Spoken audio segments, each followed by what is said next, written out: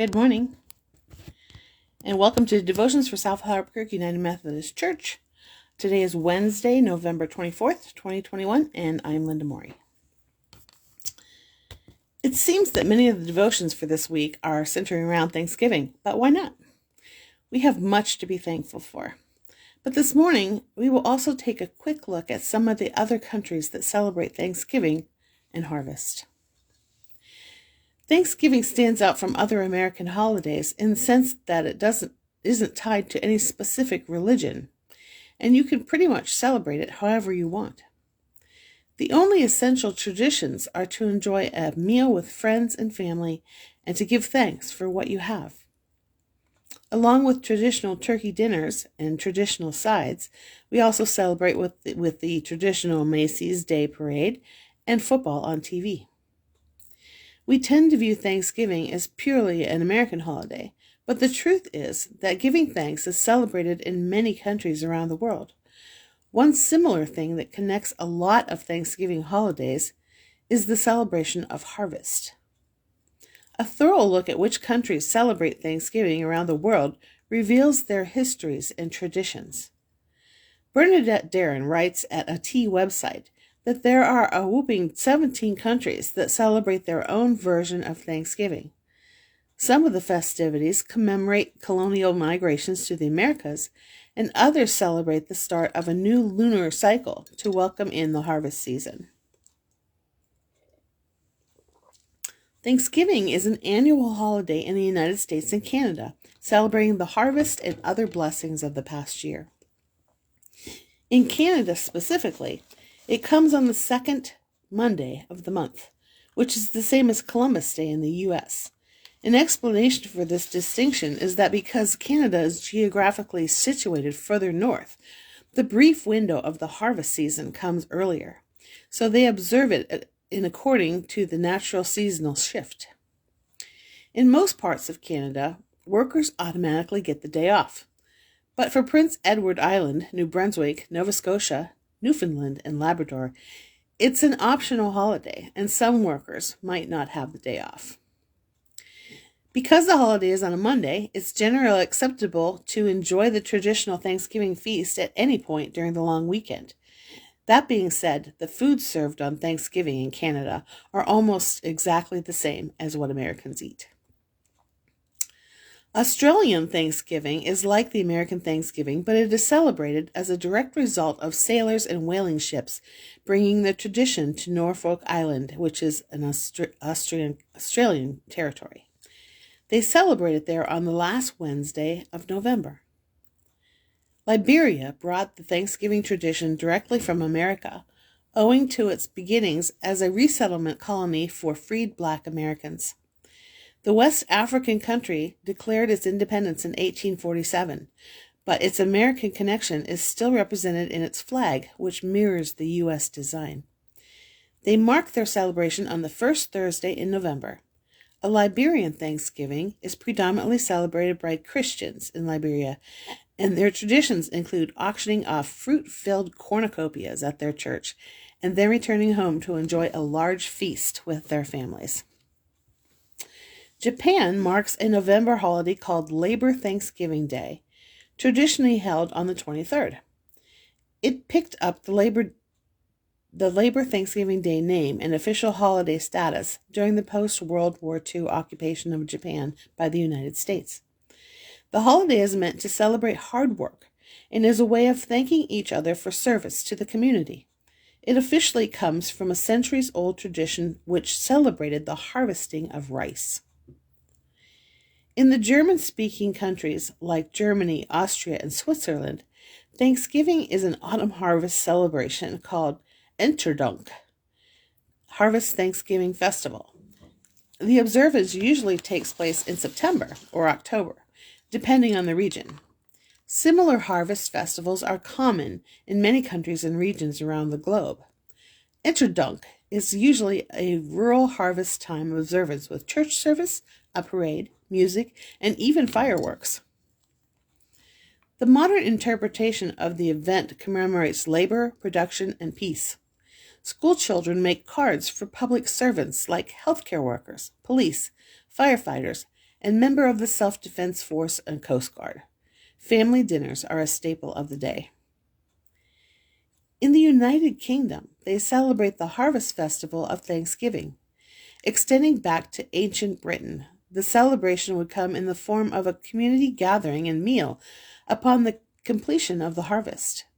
The official date is set for September or October, and collecting food to donate to charities is a common activity. In China, they celebrate the Mid-Autumn Festival. On the 15th day of the 8th month of the lunar cycle, Chinese families come together for a 3-day feast. This festival, also known as the Moon Festival, takes place during the harvest moon, which is the full moon closest to the autumnal equinox. In addition to lighting lanterns and dragon dances, the most notable Mid-Autumn Festival tradition is the moon cake that's offered as sacrifice to the moon, as well as eaten in celebration of the holiday. Mooncakes are a spongy pastry filled with sesame seeds, ground lotus seeds, and a salted duck egg yolk in the center, which symbolizes the full moon. The Harvest Thanksgiving Festival of India is called Thai Punkal. The 4-day January festival was traditionally held in praise of the sun god and has a history that runs back more than 10 centuries. Rice is central to all celebrations. A key event in Thai Punkal is the ceremony boiling of the first rice of the harvest season.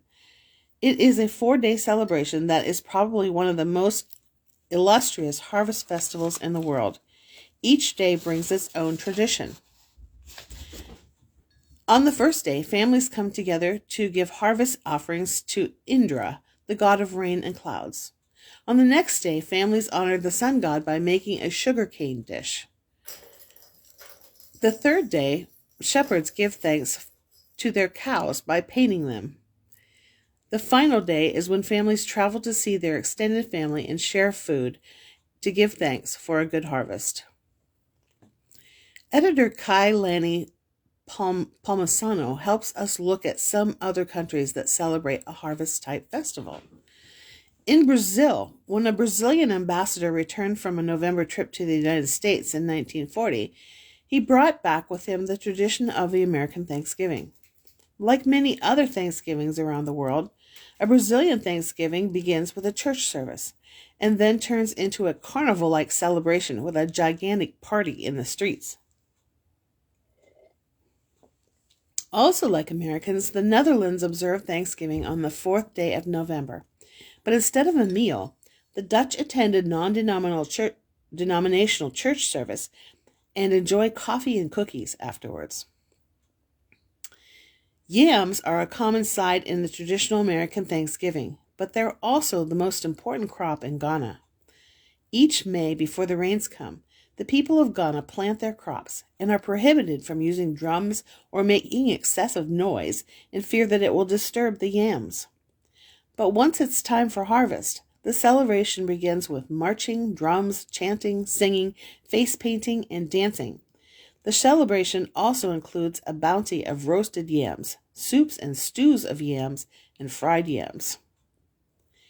In the month of May, the people of Malaysia come together to give thanks to God for rice and mark the end of the rice harvest. The holiday is celebrated with drinking tepoy, which is wine made from rice, dancing, buffalo races, performances, and playing traditional games. The Philippines has had an on-off relationship with Thanksgiving. As an American colony, it held a very American version of Thanksgiving. The celebration went underground during World War II when Japan occupied the islands, lasting until the late 60s as a kind of secret event. President Ferdinand Marcos reinstituted it as a September observation under his reign, but it was discontinued after he was ousted in 1986. Thanksgiving exists today primarily due to the aggressive marketing of the SM Supermall chain of shopping centers. Businesses now offer big Thanksgiving sales around September, which is seen as the official kickoff of the very long Christmas season for the islands. On the Britannica website, John Cunningham writes that it is often assumed that today's American Thanksgiving originated in the event commonly referred to as the first Thanksgiving. While there is indeed evidence of a meal shared between pilgrims and settlers in the Plymouth colony and the Indian people living there in late 1621, but there is no indication that turkey was served. For meat, the Indians brought deer, and the pilgrims provided wild fowl. Strictly speaking, that fowl could have been turkeys, which were native to the area, but historian thinks it was probably ducks, geese, grouse, or pheasant. What's more, the pilgrims did not appear to have considered this meal a milestone worthy of special commemoration. For the pilgrims, giving thanks for the autumn harvest wasn't a new concept. As a tradition with roots in European harvest festivals and Christian religious observances, days of Thanksgiving were fairly common among the colonies of the New England. Throughout America's colonial era, communities held their own unofficial Thanksgiving celebration, and few people associated them with the Plymouth settlers. By the turn of the 19th century, however, turkey had become a popular dish to serve on occasions. There were a few reasons for this. First, the bird was rather plentiful. One expert estimated that there were at least 10 million turkeys in America at the time of the European conquest. Second, the turkeys on a family farm were almost always available for slaughter. While the live cows and hens were useful as long as they produced milk and eggs, turkeys were generally raised only for their meat and could be readily killed. Third, a single turkey was usually big enough to feed an entire family. Nevertheless, turkeys were not synonymous with Thanksgiving. Some people have credited Charles Dickens' A Christmas Carol, with bolstering the idea of turkey as a holiday meal. But another writer, Sarah Hale, played a more important role. In her 1827 novel, Northwood, she devoted an entire chapter to the description of a New England Thanksgiving, with a roasted turkey placed at the head of the table. At about the same time, she also began campaigning to establish Thanksgiving as a national holiday in the United States, which she believed would help unify the country as it teetered towards civil war. Her efforts finally paid off in 1863 with the presidential proclamation by Abraham Lincoln. As Thanksgiving became an official American holiday, a national mythology formed around it. In 1841, a collection of pilgrim writing has referred to the meal described by Winslow as the first Thanksgiving. Although Winslow didn't specifically mention turkey, his fellow colonist William Bradford did refer to a great store of wild turkeys at Plymouth that fall, in a journal that was reprinted in 1856. Before long, the cultural links between pilgrims, turkeys, and Thanksgiving became an integral part of American school children's education. From a more practical perspective, turkey has also remained relatively affordable. Although the wild turkey was considered endangered in the early 20th century, its population once again stands in the millions. In addition, modern breeding practices have helped make turkeys both larger and cheaper than ever, thus ensuring their continued place on our Thanksgiving tables. As for me, I feel great comfort in knowing that people around the world, in their various ways and cultures, still feel a need to give thanks and celebration for the bounty of the harvest. The traditions may be different, but the underlying sentiment for all these holidays is the same. It's a chance to spend time with family and friends and reflect on what's most important in life. Thanks be to God. Today we will close with a prayer from the Old Ideals magazine. Sorry, that's my piano. Lord, we thank thee for precious heritage our forefathers gave, for noble ones so fearless, true, and brave. We thank thee, Lord, this heritage we know has come to us through thee, and so, in humbleness we lift our hearts in prayer, asking thy protection and thy daily care. We thank thee, Lord, for food, shelter, hearth, home, and love, for herds, new grain, and blessings from above. And year by year we meet in festive scenes. Help us to know just what Thanksgiving means. And on this day of days in bright November, help us live true and heritage remember, and strive each year for better, nobler living, giving thanks to God on this Thanksgiving. I hope that you have a glorious day and a wonderful Thanksgiving tomorrow. Bye-bye.